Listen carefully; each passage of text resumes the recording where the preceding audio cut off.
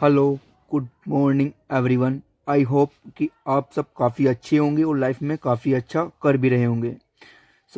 आज हम बातें करते हैं DRX यूपी फार्मा के एक और प्रोडक्ट के बारे में जिसका नाम है DRX ओफ्लोक्स। तो DRX ओफ्लोक्स की हम बातें करने वाले हैं। चलिए हम देख लेते हैं, ये हमारा DRX ओफ्लोक्स है। सबसे पहले हम बात करते हैं कंपोजिशन की। तो इसका कंपोजिशन होता है ओफ्लोक्सासिन 200 mg।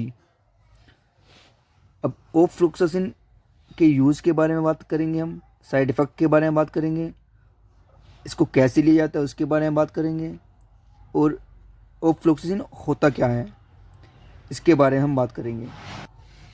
तो मैं आपको बता दूं, ओफ्लोक्सासिन एक एंटीबायोटिक होता है। अभी बात आती है कि ये जो एंटीबायोटिक है, ठीक है, एंटीबायोटिक समझ में आ रहा है, तो थोड़ा सा हम इसकी और डिटेल में चले जाते हैं। ये आपको पता होना चाहिए अगर आप एडवांस या इनिशियल स्टेज में हैं। तो ओफ्लोक्सासिन एंटीबायोटिक आता है क्विनोलोन्स। क्विनोलोन्स इनका एक ग्रुप होता है, मतलब क्विनोलोन्स जो क्विनोलोन होता है उसका क्लासिफिकेशन का एक एग्जांपल होता है ओफ्लोक्सासिन। आप इसको ऐसे समझिए। अब क्विनोलोन की जितनी मेडिसिन होती है तो वो सारी होती है ब्रॉड स्पेक्ट्रम, उसमें से एक हमारा ओफ्लोक्सासिन है। ठीक है, अभी ये ब्रॉड स्पेक्ट्रम क्या होता है? ब्रॉड स्पेक्ट्रम का मतलब ये होता है कि ये जो मेडिसिन रहती हैं बॉडी के 70% एरिया के इन्फेक्शन को ख़त्म करती हैं। इस क्लास की जो मेडिसिन रहती हैं, अभी हम क्योनोलोन मैंने अभी बताया आपको, उसके एग्जाम्पल की हम बात कर लेते हैं। उसके एग्जाम्पल क्या क्या है तो अभी हम आपको बताएंगे, तो आपको भी लगेगा कि हाँ, ये मेडिसिन जो आपके सीनियर हैं या आप हैं, आप इनको देते हैं, तो आप आज आपको इसका सही यूज पता चलेगा। तो क्योनोलोन के जो एग्जाम्पल होते हैं, जैसे सिप्रोफ्लोक्सासिन, गैटिफ्लोक्सासिन, लीवोफ्लोक्सासिन एंड आपका मोक्सीफ्लोक्सासिन, ये सारे जो एग्जाम्पल हैं ये क्योनोलोन के एग्जाम्पल हैं, और ये सारे ब्रॉड स्पेक्ट्रम में आते हैं। यहाँ तक मुझे उम्मीद है कि आपका क्लियर हो गया होगा। अभी हम बात करते हैं जो ओफ्लोक्सासिन, क्योंकि हम तो अभी सिंपल जो प्रोडक्ट है वो ओफ्लोक्सासिन की हम बातें कर रहे हैं। तो ओफ्लोक्सासिन को हम मतलब किस तरीके से हम ले सकते हैं, तो जो तरीका होता है उसको बोलते हैं रूट ऑफ एडमिनिस्ट्रेशन। मतलब कहाँ कहाँ से हम इसको दे सकते हैं और कहाँ कहाँ से नहीं दे सकते हैं। तो सबसे पहले रूट ऑफ एडमिनिस्ट्रेशन की जो बात आती है, आप इसको ओरली दे सकते हैं या बाया माउथ, मतलब ओरली और बाया माउथ एक ही होता है। ठीक है, IM दे सकते हैं आप इसको, मतलब इंट्रामस्कुलर दे सकते हैं आप इसको। IV मतलब इंट्रावेनस आप इसको दे सकते हैं। टॉपिकली मतलब बाहर से भी आप इसको दे सकते हैं, जैसे स्किन पे आप इसको लगा सकते हैं। स्किन इन्फेक्शन के लिए एक्चुअली होता है। अगर हम इसकी बात करें, आई ड्रॉप में भी, ये ट्रॉपिकल में जो होते हैं, जो बाहर से चीज़ें डाली जाती हैं, जो मेडिसिन बाहर से डाली जाती हैं, तो आई में, ईयर में आप इसको लगा सकते हैं। और आपका ये आपका हो गया रूट ऑफ एडमिनिस्ट्रेशन, मतलब कहाँ कहाँ से इसको आप दे सकते हैं।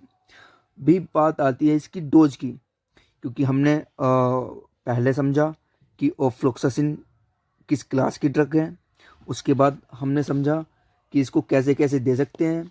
अब बात आती है डोज की, इसकी डोज एक्चुअल में कितनी होती है। तो मैं बात कर रहा हूँ एडल्ट डोज की। तो एडल्ट डोज इसकी होती है 200 mg से 800 mg डेली। ये एडल्ट के लिए है, मतलब जो 18 साल से ऊपर है ये उसके लिए है। अभी बात आती है बच्चों की। तो चाइल्ड की जो डोज होती है 15 mg से 20 mg होती है, अकॉर्डिंग टू वेट, मतलब 1 kg वेट के अकॉर्डिंग इसको आप इतना दे सकते हैं। ठीक है, डोज हो गया। अभी बात आ जाती है जो इम्पोर्टेंट है, यूजेस, इसका यूज़ कहाँ कहाँ है। तो ओफ्लोक्सासिन या DRX ओफ्लोक्स का यूज़ हम करेंगे निमोनिया, जो निमोनिया के पेशेंट हैं आप उसको फ्रिक्वेंटली इसको दे सकते हैं। सेकंड यूज़, स्किन का इन्फेक्शन हो, स्किन में कहीं पे भी इन्फेक्शन हो, ये उसमें भी काम करता है। थर्ड यूज़ की बात आती है जो UTI, जिसकी फुल फॉर्म होती है यूरिनरी ट्रैक इन्फेक्शन, वहाँ पे ये अच्छे से काम करता है, वहाँ पे आप इसको दे सकते हैं। नंबर 4 यूज़ की बात आती है प्रोस्टाइटिस, में आप इसको दे सकते हैं। नंबर 5 प्लेग में आप इसको दे सकते हैं। नंबर 6 फीवर, इनिशियल स्टेज में आप इसको दे सकते हैं। नंबर 7 मतलब कुछ टाइप के इन्फेक्शन होते हैं जिसमें आप इसको दे सकते हैं। नंबर 8 डायरिया, डायरिया में आप इसको अच्छे से दे सकते हैं, कोई प्रॉब्लम नहीं है। वो डोज पे मैटर करता है, ठीक है। अभी बात आती है बायो अवेलेबिलिटी। तो बायो अवेलेबिलिटी एक्चुअली होता क्या है, इसके लिए हम एक सेपरेट वीडियो बना देंगे। अभी आप ओरली समझ लीजिए। मतलब इसकी कितना होती है ओफ्लोक्सासिन की। तो ओफ्लोक्सासिन की जो बायो अवेलेबिलिटी होती है वो होती है 85% से 95%। अभी बात आती है एलिमिनेशन या हाफ लाइफ। अभी आपके लिए हो सकता है कि ये वर्ड नया हो, एलिमिनेशन, यार ये होता क्या है, अभी आप सोच रहे होंगे। तो एलिमिनेशन का मतलब अगर हिंदी में कहें तो होता है बाहर निकलना। आप इसको ऐसे समझिए। तो इसका मतलब ये है कि कब तक हमारी बॉडी में ओफ्लोक्सासिन रहती है। तो इसका जो एलिमिनेशन या हाफ लाइफ है वो है 8 से 9 घंटे। मतलब 8 से 9 घंटे तक आपकी बॉडी में ओफ्लोक्सासिन रहेगी, उसके बाद दूसरी डोज आप दे सकते हैं, ठीक है। अभी बात आती है साइड इफ़ेक्ट। तो जैसे हम आपको बताते हैं कि हर मेडिसिन के अपने साइड इफ़ेक्ट होते हैं, तो ओफ्लोक्सासिन के भी अपने साइड इफ़ेक्ट हैं। तो DRX ओफ्लोक्स के साइड इफ़ेक्ट की हम बातें करते हैं।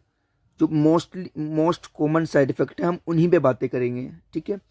नोज़िया, जैसे डायरिया, कॉन्स्टिपेशन, एब्डोमिनल पेन,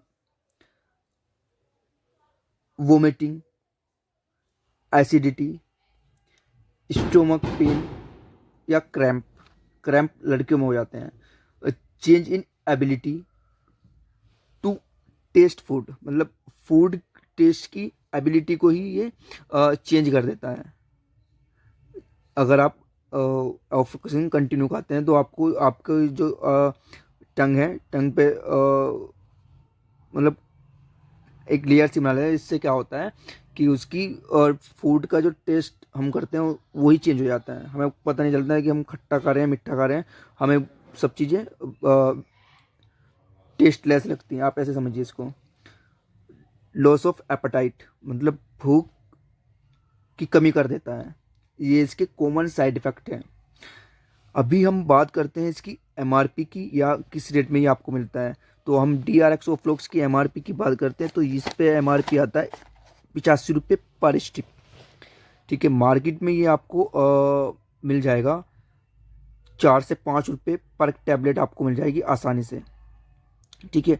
आपको कहीं पे भी ये मिल जाएगा। अगर वेस्ट यूपी की मैं बात करूँ तो वेस्ट यूपी में कंपनियाँ काफ़ी अच्छा चलती है, तो इजीली आपको मिल जाएगा, कोई इशू नहीं है। तो आज हमने डिटेल जानी DRX ओफ्लोक्स की, यूज़ की, मतलब ऑल डिटेल हमने जानी। आप इसको ऐसे ले लीजिए। तो थैंक यू सो मच कि आप लोग